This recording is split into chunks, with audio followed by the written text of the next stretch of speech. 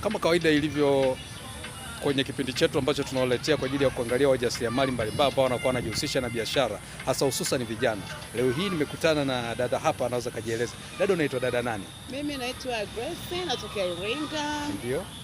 Na ni mfanyabiashara ambaye na saluni yangu iko kwa garden. Nadhani bango linajieleza. Ndio.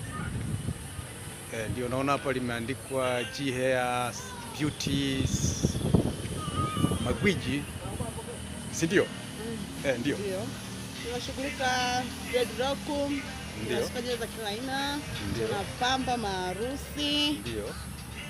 Na watu wote tunasuka nywele za kila aina. Ndio. Unasema kwamba unapatikana maeneo gani labda? Sisi tunapatikana hapo garden. Garden ya wapi? Maana wadau hawakujui. Unataka ueleze kwamba ni garden. Ndio. Iringa. Posta. Kwenye ule mnara. Ndio. Kwa hiyo watu wanaofanya harusi nini wanaweza wakaja hapa wakaja kwako wakapendeza? Ndio, wakapendeza, yani wakapendeza. Ndio. Naona kama pale kuna warembo wanapendeza kidogo, unaona kama hivi. Ndugu mtazamaji, ni saluni moja ambayo ni ya kisasa sana hapa mkoani Iringa. Kwa hiyo kama unakuja mkoa wa Iringa, basi unaweza ukaja hapa Garden Saluni, ambapo utakutana na dada Grace ambaye yeye ndiyo mmiliki wa hii saluni na anapendezesha hapa. Warembo wanakuwa wanapendeza kama unavyoona, humu ndani pamependeza kabisa.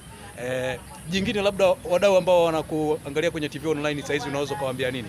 Nawaambia karibuni sana G Beauty Saloni. Ndio. Utakutana na sisi wakarimu, wacheshi. Ukija nadhani mwenyewe utaona utapenda kurudia tena na tena.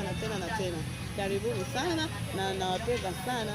Ndio. Labda pengine ambaye mtazamaji ambaye unakuangalia kwenye kipindi hiki anaweza akavutiwa akataka kupata mawasiliano yako, unaweza kuwatajia namba zako kwa taratibu? Ndio, naweza nikawatajia namba zangu. Unaweza kupatikana kwa haraka. Ndio. Ni 0 ndio 6 ndio 24 ndio 955 ndio 449. Pia kwenye bango nimeweka namba yangu.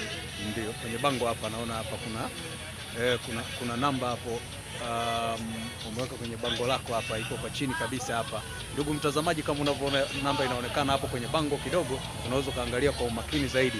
Ndio. Jingine labda una la kusema, unazungumziaje hasa hususan vijana ambao wanakuwa wafanyi kazi, wanakuwa wakilaumu serikali, wanasema kwamba hawana ajira, lakini wakati huo wamekuwa wakikaa tu hawafanyi kazi yote. Unawashauri nini vijana? Nawashauri vijana, jamani wa Iringa, tufanye kazi, msaluni serikali haiwezi kukuletea pesa nyumbani. Ndio. Tufanye kazi, tujishughulishe. Ndio.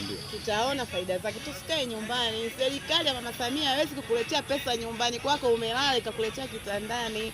Tuamke. Nadhani mnaona dunia inavyoenda, yani